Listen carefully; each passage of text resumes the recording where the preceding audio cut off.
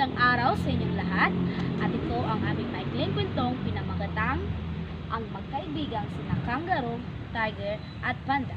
Una sa lahat, kami po ay magpapakilala sa inyo. Ako po si Binibining Kirsten Kate Tweet Mingaw at siya naman po Binibining Jemima Amodia. At ako naman po si Binibining Hazel Ginoy. Ako naman po si Binibining Maria Angela A. Ginoy. Handa na ba kayong makinig sa aming maikling kwento? Halina't makinig! Sa isang malawak na kagubatan, may tatlong magkaibigan na sina Kangaroo, Tiger at Panda. Isang araw, habang sila ay naglalakbay papuntang Peace Forest, ay nakasalubungan nila ang mga nagtaka sa kanilang kaibahan. Bakit kayo magkakaibigan kung magkakaiba ang inyong mga hitsura? Sabi ni Leon. Ano ang masama sa pagiging magkaiba namin? Sabi ni Tiger. At wala tayong batas na nakasaad na hindi pwede maging magkaibigan ang magkaiba ang mga hitsura. Sabi ni Kangaroo. Wala kaming sinasabing masama. Kami lamang ay nagtataka at nagtatawa. Sabi sa isang pang leon. Sabay nagtawanan ang mga leon. Ngunit, ang tatlong magkakaibigan na sina Tiger, Kangaroo at Panda ay hindi nagpatingin. Ang aming mga kaibahan ay hindi hadlang sa aming pagkakaibigan. Sa halip, ito ay nagpapatatag sa amin, sabi ni Panda. Nagpapatatag, buti ka mo ay hindi naisip ni Tiger na ikaw ay kainin dahil mukhang ikaw ay masarap. Sabi ng isang leon. Magsitigil kayo. Kapag ginawa niyo iyan sa aking mga kaibigan, ako ang inyong mga kalaban. Sabi, nagalit ni Tiger. Bakit ba kami ang inyong pinag-iinitan? Ang tangi lang namin gusto ay makarating sa Peace Forest. Sabi ni Kangaroo. Habang sila ay nagtatalo pa rin hanggang sa narinig ito ni Haring Gorilla ng Peace Forest na turing ay lahat ay pantay-pantay at mabuting hari dahil ito ay minahal at sinusunod ang kanyang pamamalakad sa kanyang kaharian. Ano ka ba naman, Tiger? Hindi naman kami madamot. Maaari ka namin bigyan kung gusto mo.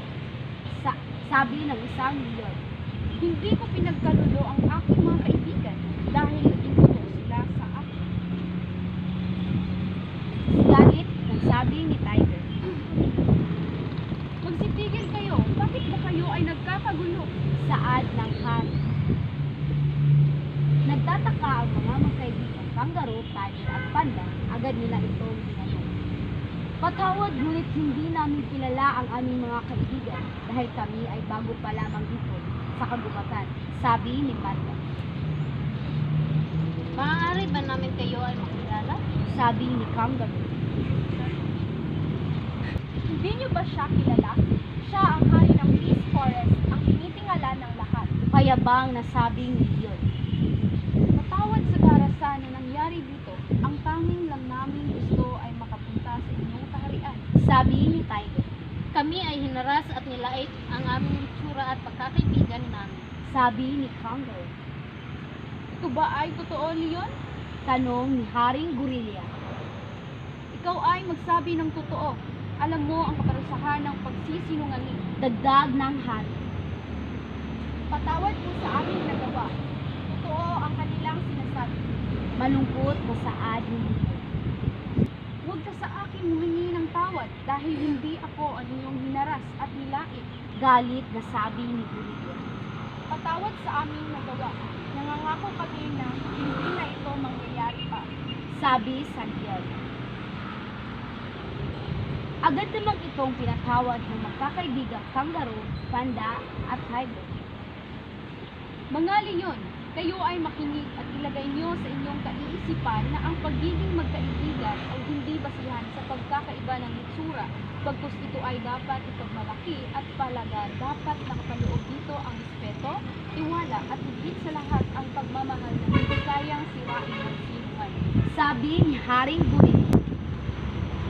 Humingi sila ng tawad ulit at nagpaalam sila at habang sila ay naglalakad paalis ay nagsisisi sila leon sa kanilang nagawa.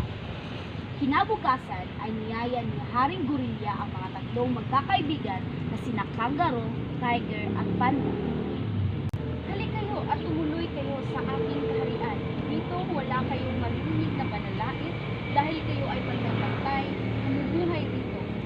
Nakangiting sabi ni Haring Gorilla.